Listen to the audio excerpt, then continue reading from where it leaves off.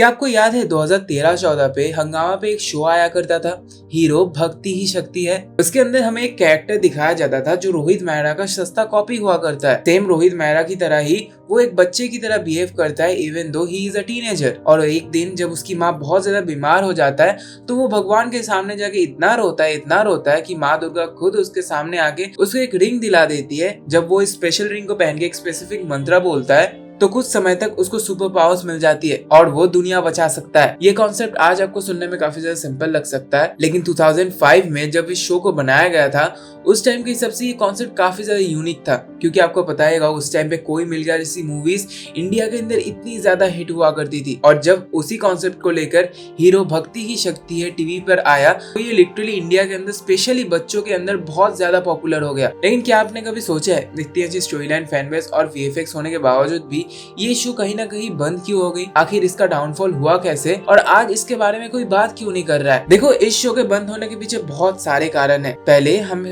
समझना पड़ेगा कि ये शो बनाया क्यों गया था। देखो, 2005 में इसके क्रिएटर्स को एक ऐसा शो चाहिए था जिसे ये लोग टीवी पे एयर कर सके और जिसके अंदर सुपर पावर एलिमेंट्स है, क्योंकि उसी टाइम पे क्रिश और कोई मिल गया जिससे कॉपिक्स बहुत ज्यादा फेमस हो रहे थे। एंड इसके क्रिएटर्स ने इस चीज को यूटीवी को पिच भी किया था, लेकिन उन्होंने इसको रिजेक्ट कर दिया था, जिसके बाद इन्होंने इसको हंगामा को पिच किया एंड उन्होंने इसको अप्रूव कर दिया, क्योंकि उन्हें भी एक इंडियन शो चाहिए था जिसके अंदर सुपर पावर एलिमेंट्स हो, जस्ट लाइक पावर रेंजर्स। और इसी के साथ 2005 में शुरू होता है हीरो भक्ति मेरी शक्ति का पहला सीजन। और इस सीजन के अंदर लगभग 180 एपिसोड आते हैं, सारे एपिसोड हिट होते हैं। टीआरपी लगातार बढ़ती जा रही थी, लोग इसे लिटरली बहुत ज्यादा पसंद कर रहे थे। लेकिन फर्स्ट सीजन बंद होते ही इसका जो सीजन 2 था उसके अंदर इसके सपोर्टिंग कैरेक्टर्स को हटा दिया गया, क्योंकि क्रिएटर्स ने ये सोचा कि हम पूरा फोकस हमारे मेन कैरेक्टर के ऊपर ही लगाएंगे ताकि वो ओवर पावर लगे। एंड यहीं पे कहीं ना कहीं लोगों की इंटरेस्ट ड्रॉप होने लगी, क्योंकि अगर आप 180 एपिसोड्स के अंदर किसी कैरेक्टर को एस्टैब्लिश करते हो और अब अचानक से सीजन 2 के अंदर उसे हटा देते हो बिना किसी रीजन के, तो वो अनरियलिस्टिक तो लगेगा ही। और उसी के साथ सीजन 2 के अंदर हम सबको एक चीज समझ में कहीं ना कहीं आ रही थी कि हमारा जो मेन कैरेक्टर है बहुत ज्यादा ओवरपावर्ड है, कितना भी बड़ा विलेन क्यों ना आ जाए ये कुछ ना कुछ करके हमारे विलेन को हरा ही देगा। और कुछ टाइम के बाद ये स्टोरी इतनी प्रेडिक्टेबल लगने लगी कि लोगों का इंटरेस्ट ड्रॉप होने लगा। लेकिन सीजन 2 के अंदर हमारा जो लीड एक्टर था उन्होंने इतनी अच्छी एक्टिंग की कि जो कट्टर फैंस थे इस सीरीज के वो लिटरली सीरीज को फिर भी देख रहे थे, चाहे ये कितना भी प्रेडिक्टेबल क्यों ना हो जाए। और यहीं पे रीजन नंबर 2 आता है, द लीड कैरेक्टर। देखो, सीजन 2 एंड होने के बाद इसका एक और सीजन आता है, सीजन 3, जो कि इसका लास्ट सीजन था। और इसके बाद जो हमारा मेन एक्टर थे उनको ये लगने लगा कि अगर मैं हमेशा इस सीरीज के अंदर ही आने लगूंगा तो लोग कहीं ना कहीं मुझे अलग एक्ट्रेस की तरह नहीं समझेंगे। और कहीं ना कहीं आपको भी ये चीज पता होगी, कोई भी इंसान अगर किसी सुपर पावर कैरेक्टर को पोर्ट्रे करता है, उसे प्ले करता है, तो कहीं ना कहीं उसकी इमेज वही बन जाती है और धीरे धीरे उसकी एक्टिंग कैरियर खत्म होने लगती है। और रिपोर्ट्स के अनुसार एक्टर को भी ये लगने लगा था अगर मैं इस शो के अंदर लॉन्ग टाइम तक रहूंगा तो कहीं ना कहीं मेरी करियर सफर करेगी। तो ये सीजन 3 के बाद जब स्टोरी लाइन एंड होने वाली थी, ये स्टोरी से निकल जाते हैं। जब क्रिएटर्स इन्हें पूछते हैं कि हम सीजन 4 बनाए कि नहीं, तो ये बोलते हैं नहीं, मैं इस शो को यहीं पे एंड करना चाहता हूँ। हालांकि वो शो छोड़ने के बाद हमारा जो मेन कैरेक्टर है उसको कोई और भी अच्छा काम नहीं मिला, जिसके बाद वो अपना खुद का एक कंपनी स्टार्ट करते हैं जो आज के टाइम पे इंडिया के अंदर कार्टून्स और एनिमे शोज को डब किया करती है। रीजन नंबर 3 है जो कि सबसे ज्यादा ऑब्वियस है, जो सच में क्रिएटर्स ने हमें बताया है कि इस शो को जो हमारे क्रिएटर्स हैं उन्होंने बस 3 सीजन तक ही लिखा था।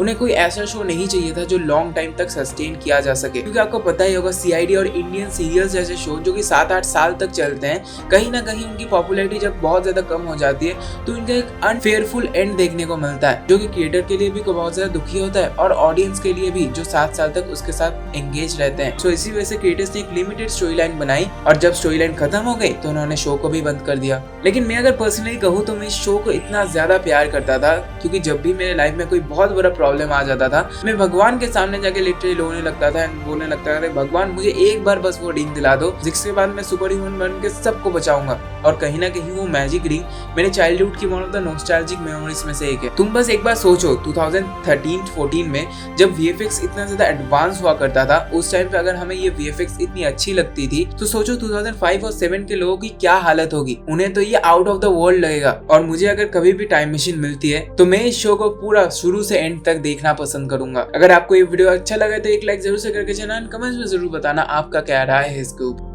वीडियो एंड होने से पहले अगर अभी के टाइम पे आप डिप्रेस्ड हो, आप ऐसा इंसान हो जो कि बहुत ज़्यादा लोनली है and you are like fuck this world, मुझे कुछ समझ नहीं आ रहा है मुझे क्या करना चाहिए, एंड ऐसा लग रहा है कि सब कुछ एंड होने वाला है। And so I want to say you guys, मैं भी आपकी जगह पे एक टाइम पे था एंड मैंने इस चीज़ को यूज़ करके अपने आप को यहाँ से यहाँ तक ट्रांसफॉर्म किया है just in a few months. So मैं एक कोर्स लॉन्च करने वाला हूँ जो कि आपको बहुत ज़्यादा हेल्प करने वाली है एंड ये अभी के टाइम पे प्री ऑर्डर पे है। If you are interested, link is in the description. अगर आप अभी ऑर्डर करते हो तो आपको डिस्काउंट तो मिलेगा, लेकिन कोर्स आपको 23 डेज बाद मिलेगा।